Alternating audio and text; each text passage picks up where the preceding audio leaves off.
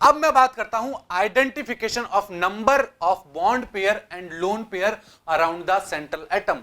मैं बात करता हूं किसी भी मॉलिक्यूल के अंदर हम कैसे पता करेंगे कि कितने बॉन्ड पेयर है और कितने लोन पेयर है, उसकी बारे में बात करते हैं हम। क्योंकि हमने ये तो बोल दिया कि अगर केवल और केवल बॉन्ड पेयर है, लोन पेयर नहीं है, बट हमें पता कैसे चलेगा कि वहां पर लोन पेयर है या नहीं है, बॉन्ड पेयर है या नहीं है, तो उसे अब हम समझने जा रहे हैं। देखिए, सबसे पहले मैं बात करता हूं CH4 की। अभी हमने पढ़ा, एक बार वापस देख लेते हैं हम CH4 हमने कैसे निकाला था। देखिए, CH4 की मैं बात करता हूं तो CH4 के अंदर नंबर ऑफ हाइब्रिड ऑर्बिटल कैसे आएंगे बताइए। सबसे पहले हाइब्रिडाइजेशन निकालना पड़ेगा, हाइब्रिड ऑर्बिटल का नंबर निकालना पड़ेगा। और कैसे निकालते हैं, कार्बन के वैलेंस शेल में 4 इलेक्ट्रॉन और 4 ही यूनिवैलेंट स्पीशीज जुड़ी हुई है, 4 + 4/2 कर देंगे। यहां मैंने चार्ज कंसीडर इसलिए नहीं किया क्योंकि CH4 के ऊपर कोई भी चार्ज नहीं होता है।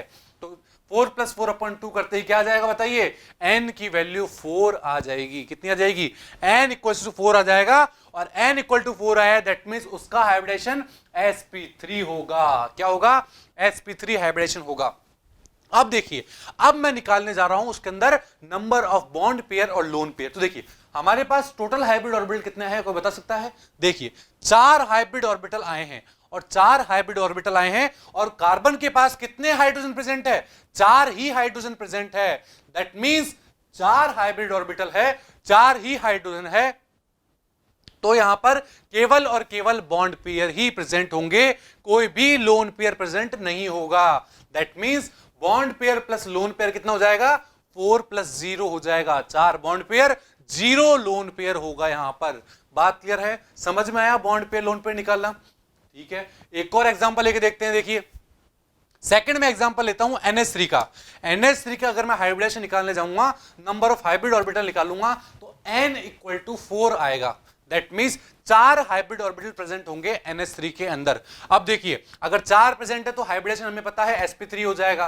और sp3 अगर हाइब्रिडेशन हुआ है तो हमें क्या बताना है, अब हमें बताना है नंबर ऑफ बॉन्ड पेयर और लोन पेयर कितने होंगे। तो आप देख पा रहे हो, अगर n की वैल्यू 4 है, नंबर ऑफ हाइब्रिड ऑर्बिटल 4 है, बट यहां पर NH3 में केवल और केवल 3 ही हाइड्रोजन है। और अगर 3 ही हाइड्रोजन है तो वहां पर बॉन्ड पेयर तो 3 होंगे, बट एक अभी भी बचा हुआ है, तो वो एक क्या हो जाएगा, मेरा लोन पेयर हो जाएगा।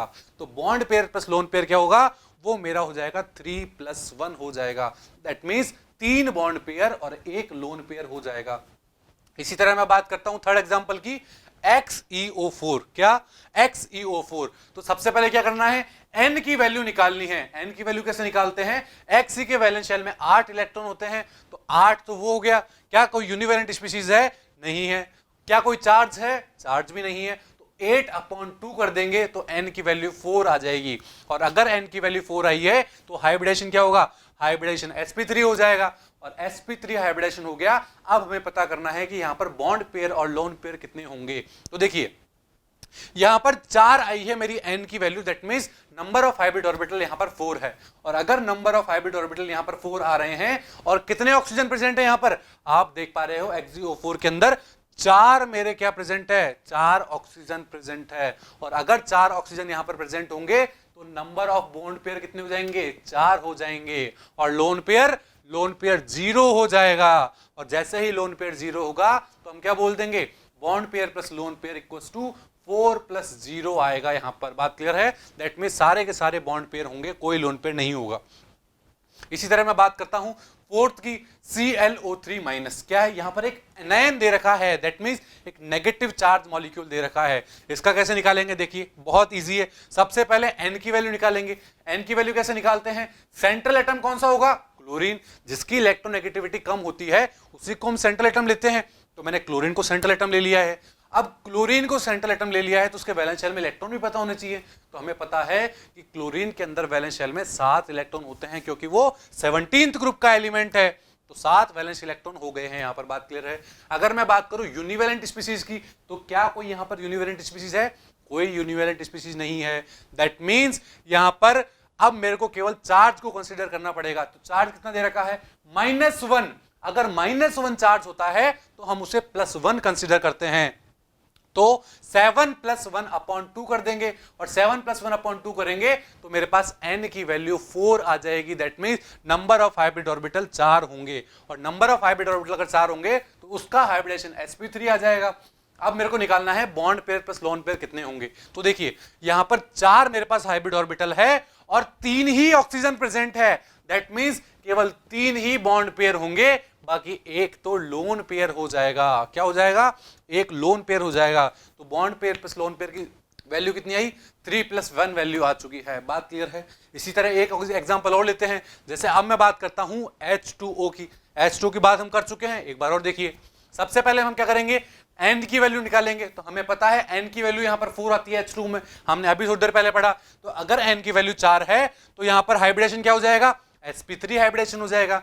अब n की वैल्यू 4 है, वहां से मैं देखूंगा कि यहां पर कितने हाइड्रोजन प्रेजेंट है, कितने मोनोवैलेंट स्पीशीज प्रेजेंट है। यहां पर 2 ही हाइड्रोजन है। दैट मींस 4 में से केवल 2 बॉन्ड पेयर होंगे और बाकी बचे 2 मेरे लोन पेयर हो जाएंगे। तो bond pair plus lone pair की नंबर क्या आएगा? 2 + 2 आ जाएगा। बात क्लियर है? समझ में आ रहा है यहां तक? अब एक और एग्जांपल लेते हैं। एक और एग्जांपल में लेता हूं XeOF4। तो XeOF4 में कैसे निकालेंगे? सबसे पहले n की वैल्यू निकाल ली है। तो हमने पता है Xe के अंदर वैलेंस शेल में कितने इलेक्ट्रॉन होते हैं? 8 इलेक्ट्रॉन होते हैं। नंबर ऑफ यूनिवैलेंट स्पीशीज कितनी है? यहां पर 4 फ्लोरीन दे रखे हैं और हमें पता है फ्लोरीन सिंगल बॉन्ड ही बनाता है। तो 4 मेरे पास क्या हो जाएंगे?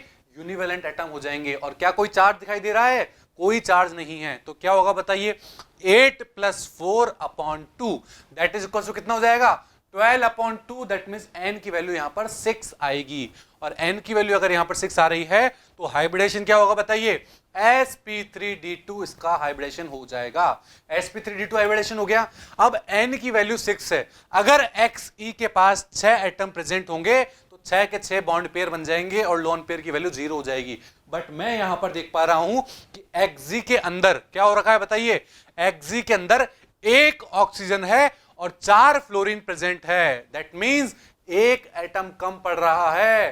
तो 5 ही बॉन्ड पेयर हुए और 1 लोन पेयर हो चुका है। यहां पर बात समझ में आई? तो bond pair plus lone pair की वैल्यू क्या हो गई? 5 + 1 हो चुकी है। बात समझ में आ चुकी है यहां तक? नेक्स्ट देखिए, एक और एग्जांपल लेते हैं। 7th example ICl2-। क्या बोला मैंने?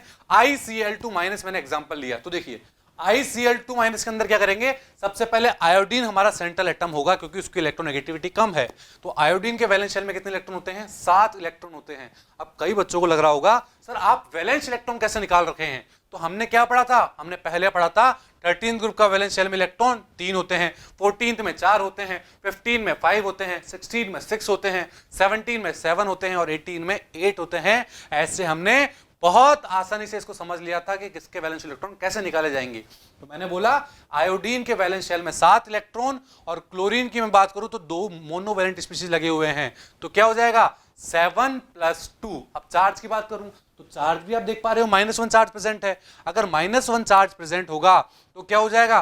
वो फॉर्मूले में प्लस फॉर्म में आ जाएगा और प्लस फॉर्म में आते क्या बन गया है? 7 + 2 + 1 हो चुका है। दैट मींस टोटल 10 हो चुका है और इसको डिवाइड 2 से कर देंगे तो क्या हो जाएगा? 10/2 दैट इज इक्वल टू 5।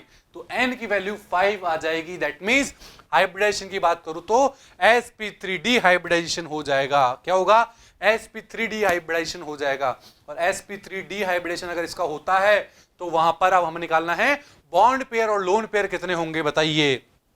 तो बॉन्ड पेयर लोन पेयर कैसे निकालते हैं कि सेंट्रल एटम के पास कितने एटम प्रेजेंट है। तो देखिए यहां पर I के पास 2 क्लोरीन प्रेजेंट है और 2 क्लोरीन प्रेजेंट है। दैट मींस 5 में से केवल और केवल 2 ही बॉन्ड पेयर होंगे, बाकी 3 तो लोन पेयर हो जाएंगे। That means bond pair plus lone pair का मतलब क्या हो जाएगा?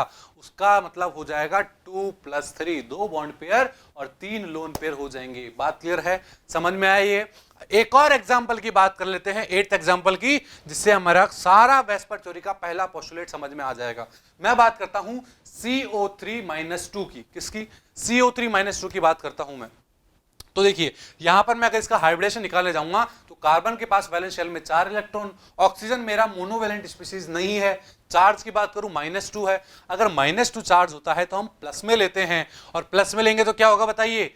4 + 2 दैट इज इक्वल टू 6 हो जाएगा और 6 को अपॉन 2 से डिवाइड कर देंगे। तो 2 से डिवाइड किया तो क्या आ गया हमारे पास n = 3 आ गया है। That means 3 hybrid orbital present है। और अगर हाइब्रिडेशन की बात करूं तो 3 हाइब्रिड ऑर्बिटल जब होते हैं तो हाइब्रिडेशन होता है sp2। बात क्लियर है यहां तक? तो अब यहां पर मैं बात करता हूं bond pair plus lone pair की। वो कितने होंगे देखिए, वो हम कैसे कैलकुलेट करेंगे। अगर हाइब्रिड ऑर्बिटल मेरे पास 3 है तो वहां पर हम ऑक्सीजन देखेंगे, वहां पर कार्बन के साथ कितने साइड एटम लगे हुए हैं। तो आप देख पा रहे हैं कि CO3 में 3 ऑक्सीजन लगे हुए हैं और 3 ही हाइब्रिड ऑर्बिटल है। दैट मींस सारे के सारे बॉन्ड पेयर होंगे, वहां पर लोन पेयर नहीं होगा। बात समझ में आई? तो bond pair plus lone pair का नंबर कितना हो गया? 3 + 0 हो चुका है bond pair plus lone pair का नंबर। बात क्लियर है? तो ये था हमारा पोस्टुलेट नंबर 1। बात क्लियर है? आपको समझ में आया कि किस तरह हमने बॉन्ड पेयर और लोन पेयर का नंबर निकाल लिया है? ये था हमारा पोस्टुलेट नंबर 1। अगर जब हम सेकंड पोस्टुलेट पढ़ेंगे तो वहां पर हम देखेंगे कि किस तरह लोन पेयर और बॉन्ड पेयर को मिला के मॉलिक्यूल की शेप निकाली जाती है। अभी हमने क्या पढ़ा है कि कैसे हमने बॉन्ड पेयर और लोन पेयर काउंट किए।